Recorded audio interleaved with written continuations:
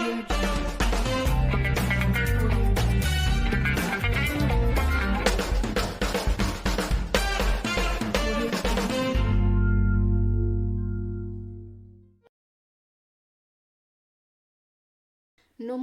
বন্ধুরা, রন্ধন শৈলীতে সবাইকে স্বাগত জানাই।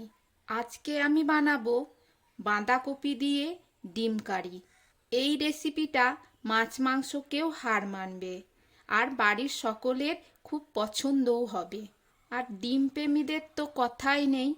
তাহলে দেরি না করে রেসিপিটি পুরোপুরি দেখে নিন এবং প্রতিদিনের মতো একটা লাইক, শেয়ার ও কমেন্ট করে অবশ্যই জানান।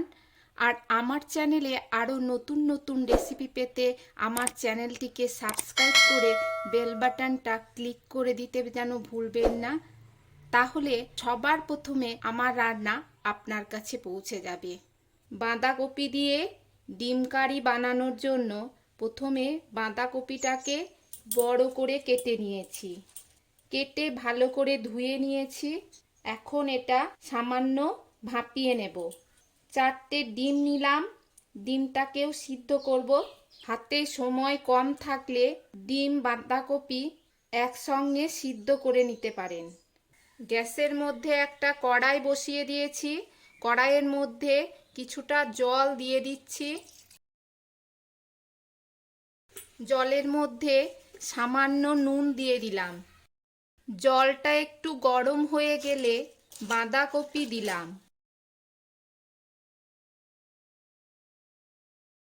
এবার একটা ঢাকা দিয়ে দিলাম। বাঁধাকপিটাকে 2 মিনিট ভাপিয়ে নেব। আর একটা গ্যাসের মধ্যে আমি ডিম আর জল একসঙ্গে দিয়ে দিলাম। সামান্য নুন দিয়ে দিলাম। এবার একটা ঢাকা দিয়ে 5 মিনিট ডিমটাকে সিদ্ধ করে নেব। সাহায্য করার মতো কেউ না থাকলে এইভাবে দুটো গ্যাসের মধ্যে দুদিকে রান্না চাপিয়ে দিয়ে রান্নাটা তাড়াতাড়ি হয়ে যাবে। 2 মিনিট হয়ে গেছে, ঢাকনাটা সরিয়ে নিচ্ছি। এবার বাঁধাকপিটাকে জল থেকে ছেঁকে নেব। এদিকে ডিমটাও সিদ্ধ হয়ে গেছে। এখন ডিমগুলো ছাড়িয়ে নেব। এখানে দুটো পেঁয়াজকে কেটে নিয়েছি, কিছু ধনেপাতা কুচি করে নিয়েছি, টমেটো কুচি করে নিয়েছি, 3-4টে কাঁচা লঙ্কা চিড়ে নিয়েছি। আর নিয়েছি জিরে গুঁড়ো, ধনে গুঁড়ো, নুন, লাল লঙ্কার গুঁড়ো, হলুদ গুঁড়ো। তেজপাতা নিলাম, দুটো শুকনো লঙ্কা, দুটো এলাচ, লবঙ্গ, দারচিনি। আদা রসুনকে মিক্সিতে বেটে নিয়েছি। ডিমকে ছাড়িয়ে নিয়েছি। 4টে ডিম নিয়েছিলাম, একটা ডিম ছাড়াতে গিয়ে ভেঙে গেছিল, সেই জন্য আর দেখালাম না। এখন ডিমগুলোকে চিড়ে নেব।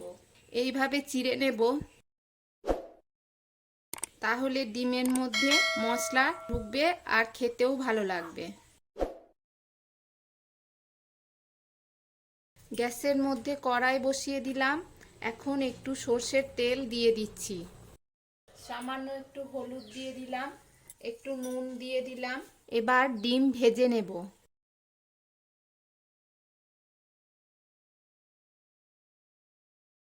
ডিমটাকে লাল করে ভেজে নেব।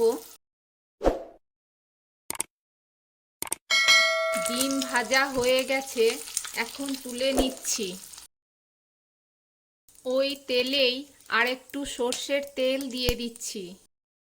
তেলের মধ্যে একটু সাদা জিরে দিয়ে দিচ্ছি। তেজপাতা দিলাম, শুকনো লঙ্কা দিলাম, লবঙ্গ, দারচিনি দিলাম, এলাচ দিলাম। 30 সেকেন্ড মতো নেড়ে নেব। এখন কুচানো পেঁয়াজ দিলাম, কাঁচা লঙ্কা দিলাম। পেঁয়াজ লঙ্কা লাল করে ভেজে নেব।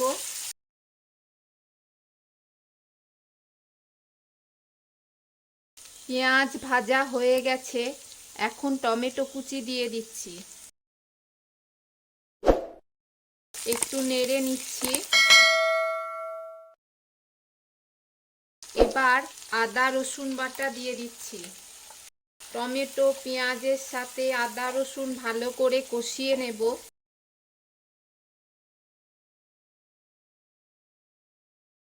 কষিয়ে নিতে নিতেই দিয়ে দেব গুঁড়ো মশলা, জিরে গুঁড়ো, ধনে গুঁড়ো, হলুদ গুঁড়ো, লাল লঙ্কার গুঁড়ো। মশলার সঙ্গে গুঁড়ো মশলা ভালো করে কষিয়ে নেব। এখন স্বাদ মতো নুন দিয়ে দিচ্ছি, ভালো করে কষিয়ে নিচ্ছি।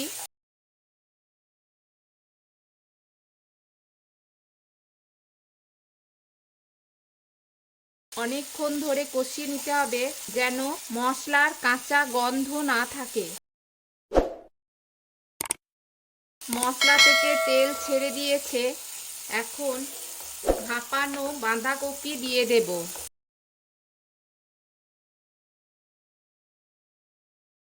মশলার সাথে বাঁধাকপি ভালোভাবে নেড়ে নেব।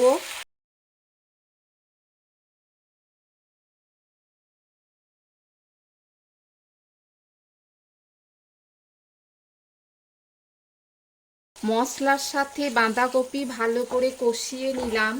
এখন পরিমাণ মতো জল দিয়ে দিচ্ছি। খুব বেশি জল দেব না, কারণ এই রান্নাটা একটু মাখো মাখোই হবে।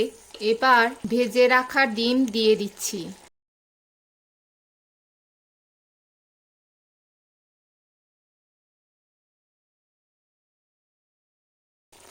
এবার ঢাকা দিয়ে দিলাম। ঢাকা দিয়ে 5 মিনিট মতো রান্না হতে দেব। 5 মিনিট হয়ে গেছে, এখন ঢাকনাটা সরিয়ে নিচ্ছি। সব শেষে দিয়ে দিচ্ছি ধনেপাতা কুচি। 2 মিনিট ঢাকনা দিয়ে রান্না হতে দেব। 5 মিনিট হয়ে গেছে, এখন ঢাকনাটা সরিয়ে নিচ্ছি।